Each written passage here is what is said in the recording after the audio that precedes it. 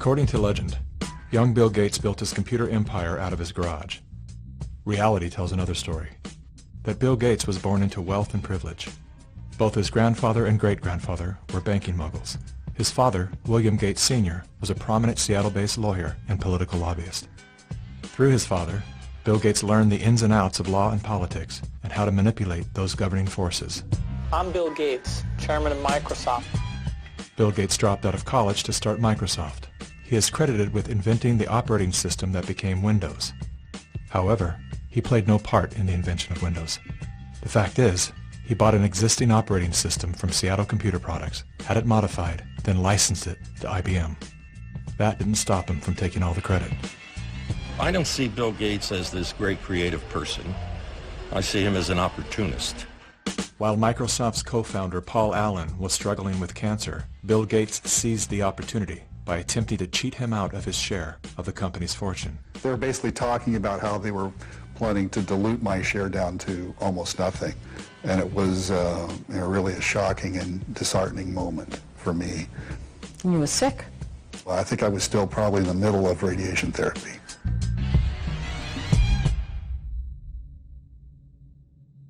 Gates' business strategies came under fire in 1998 when the United States Department of Justice sued Microsoft for antitrust violations. This is tape 3 of the videotape deposition of Bill Gates on September. During the 18-month trial, Gates gave hours of videotape testimony. What were the non-Microsoft browsers that you were concerned about in January of 1996? That month. Yes, sir. And what about it? What non-Microsoft browsers were you concerned about in January of 1996? I don't know what you mean concerned. What is it about the word concerned that you don't understand?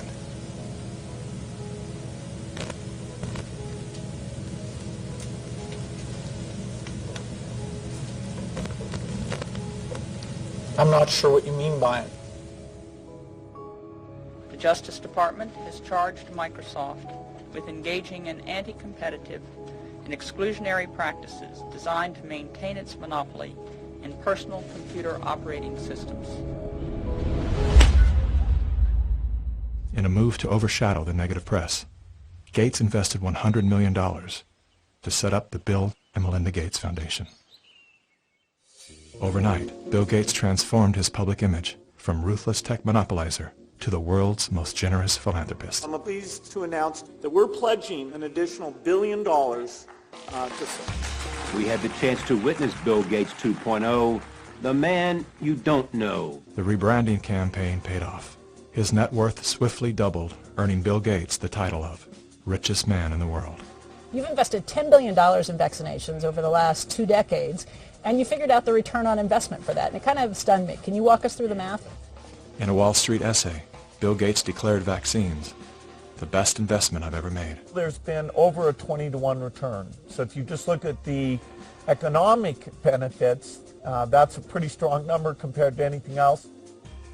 The Gates Foundation expanded rapidly into a massive, vertically integrated, multinational corporation, controlling every step in a supply chain that reaches from its Seattle-based boardrooms to the villages of Africa and Asia. Is the world's largest private philanthropy causing harm? The Bill and Melinda Gates Foundation has made millions of dollars each year from companies blamed for many of the same social and health problems the foundation seeks to address. The Gates Foundation has investments in 69 of the worst polluting companies in the U.S. and Canada. Other companies in the foundation's portfolio have been accused of transgressions, including forcing thousands of people to lose their homes, supporting child labor, defrauding and neglecting patients in need of medical care. The Gates Foundation has not provided details. William H. Gates III and Melinda French Gates. As a top donor to both the WHO and the CDC, no one man has more power than Bill Gates to influence and control the health and medical freedom of all people. Normalcy only returns when we've largely vaccinated the entire global population. This will be the new normal until a vaccine is developed. Until we find a vaccine, going back to normal means putting lives at risk. We need to produce it and to deploy it in every single corner of the world. Full vaccination of our children and pregnant women. Development of new vaccines, therapeutics and diagnostics. For effective vaccines and therapeutics are developed.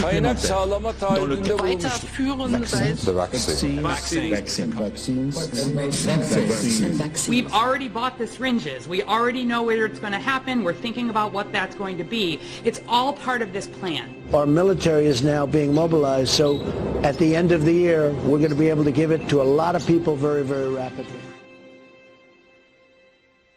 In 1986, President Ronald Reagan signed the National Childhood Vaccine Injury Act, granting total immunity to vaccine manufacturers. After a decade of lawsuits related to vaccine injuries and deaths, vaccine makers were going bankrupt. In a move to coerce policymakers, vaccine companies threatened to stop making vaccines until they could be legally shielded from liability. To this day, when someone is injured or killed as the result of an adverse reaction, it is the U.S. taxpayers that pay for the damages. Welcome back. Were several Indian tribal girls used as guinea pigs?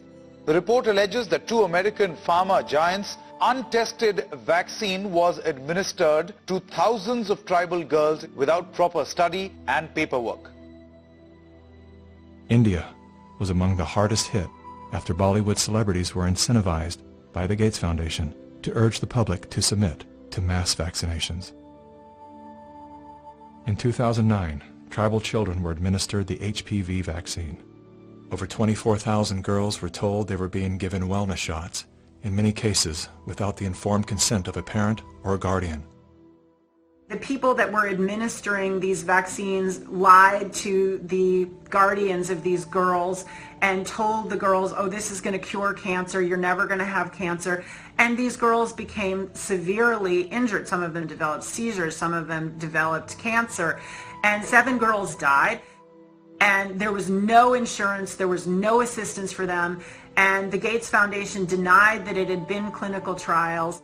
And it was so bad that the parliament in India created a task force, they studied it, and they kicked out the Gates Foundation. But India is a barbaric country. Things happen here in a very barbaric way.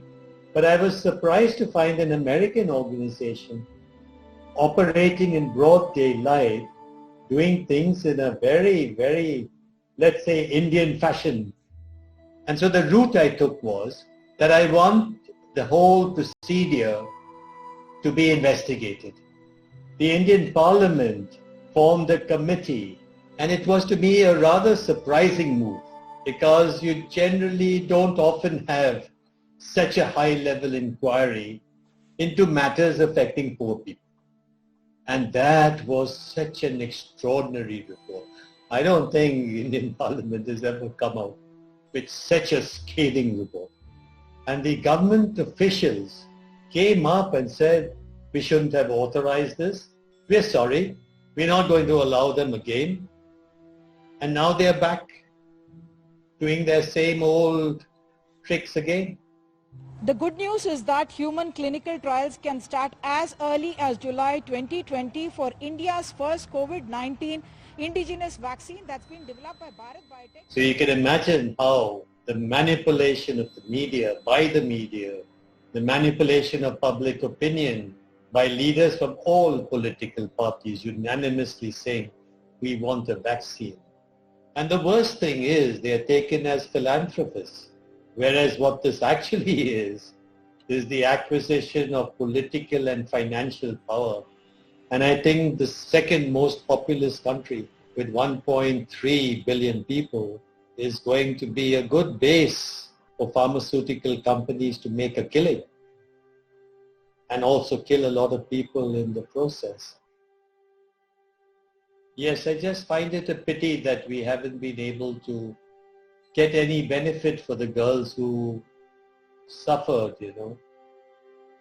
It's so terrifying as to what they're actually doing with the world. We're taking things that are, genetically modified organisms and we're injecting them in little kids' arms. We just shoot them right into the vein. A 2018 scientific study released in the International Journal of Environmental Research and Public Health concluded that over 490,000 children in India developed paralysis as a result of the Gates-supported oral polio vaccine that was administered between the years of 2000 and 2017. Using all the usual sleight of hand, U.S.-based media and fact-checkers rushed to bury the story. But thanks to the meticulous work of a team of Indian researchers and doctors, the inconvenient truth lives on the NIH.gov website. It's my honor to introduce Bill and Melinda Gates. Without any medical training, Bill and Melinda Gates founded the Global Alliance for Vaccines and Immunization, through which they fulfill their agenda to vaccinate the world. The foundation has been sued by the governments of some of the poorest and most vulnerable nations for causing serious harm through experimental vaccine programs.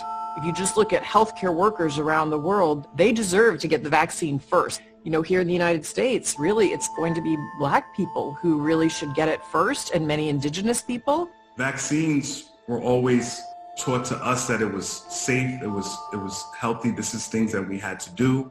But given the position that I am in now as a state legislator, and looking at these studies and reviewing a lot of these studies, is very scary. And I want the African American community to open up their eyes. Of all the places that Mr. Gates could have gone in the world, why did he settle on Africa? It's not because he cares about people that look like me. He cares about an agenda. African bodies have been used as lab rats for many years for Big Pharma. They are using us for trials, they are using us for testing, but as an African, I say no more. Africans, they're tired of becoming the guinea pigs of the world. Their antennas are raised and they're telling each other all over social media. They're on high alert right now. There is a policy of the American government. It's called the Kissinger Report, which was produced in the mid-70s.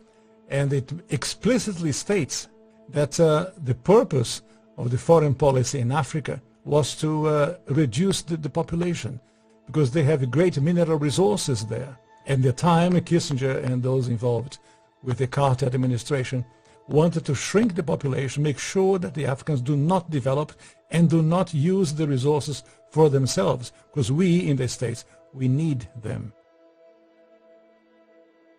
There is a concerted effort of foreign powers to control the population of Africa. Some children did survive the botched vaccinations last month and will recover, but 15, all under the age of 5, died from fever, vomiting, and diarrhea. Human errors contributed to the unfortunate deaths of the children. How can you believe Big Pharma but not believe these parents when they tell you that their children have been injured by Big Pharma? I don't care how big this corporate machine looks. As a parent, I can tell you, these people will never stop fighting for their kids.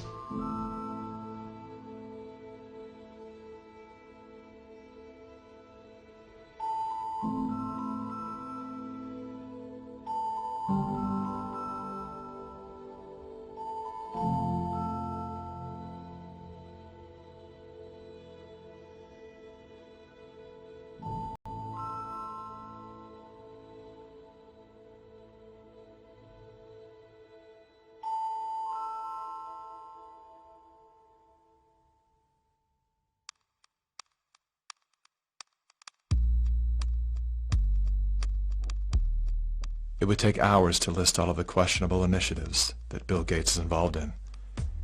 Here's a few of the highlights. Gates is one of the key funders in the stratospheric-controlled perturbation experiment designed to block out the sun in an effort to control global warming by releasing massive amounts of calcium carbonate and other materials into the upper atmosphere. Critics, including environmental scientists, have called the project a global genocide experiment. Gates has invested over $1 billion in Earth Now's global surveillance project. The project will launch hundreds of satellites into space, which will allow for the 24/7 monitoring of all people everywhere. In partnership with MIT, Bill Gates has developed a new technology that allows vaccines to be injected under your skin along with your medical records. The quantum dot tattoo will implant an invisible certificate that can be scanned by authorities using a cell phone app and infrared light. Eventually, what we'll have to have is certificates of who's a recovered person, who's a vaccinated person. So eventually there will be this digital immunity proof. The EPA recently approved an experimental use permit to Oxitec, a biotech company funded by the Bill and Melinda Gates Foundation. In an effort to fight malaria, Oxitec will soon release millions of genetically modified mosquitoes in various U.S. states. According to the NIH website, programs are being developed to allow human immunization via mosquito bite. It was Science magazine that coined the phrase, flying syringes. Would you raise your hand, please? Do you solemnly swear the testimony you're about to give in the matter now pending should be the truth? A shocking new report from the New York Times sheds light on the connection between Microsoft founder Bill Gates and the late Jeffrey Epstein. You report these two men met at least 6 times. Well, I believe there were more. This included visits to the mansion, seeing each other in Seattle, flying on Epstein's plane. When flight logs revealed that Gates had been a passenger on the Lolita Express, he claimed that he didn't know that the private jet belonged to Epstein. He also denied that he and Mr. Epstein were involved in any business deals. However, an expose by the New York Times revealed that not only did Bill Gates initiate a relationship with Jeffrey Epstein well after he was convicted of sex crimes, but the two were also involved in the process of co-founding a multi-billion-dollar charitable fund. Why would they ever set up a charitable trust benefiting Jeffrey Epstein? That it was all about philanthropy, that Bill Gates just wanted to find new sources of money. Why would one of the richest men in the world choose to partner with the world's most notorious pedophile? A deeper dive into Epstein's world revealed that the two men had more in common than meets the eye. Like Gates, Epstein was a billionaire philanthropist with a passion for science, health, education, and children. The Jeffrey Epstein Foundation donated millions of dollars to top universities, science institutes, medical schools, early education programs, youth initiatives, and international peace accords. Bill Gates is either the most misunderstood man alive or one of the most convincing con men to ever live. Is he a benevolent hero or a malevolent opportunist? Bill Gates. Personally, I would love to believe that one of the richest men in the world is giving away his fortune for the betterment of humanity. I want to believe that endearing smile. I want to believe that his heart is as soft and warm as his sweaters. At the very least, I want to believe that he's unaware of the damage he's done.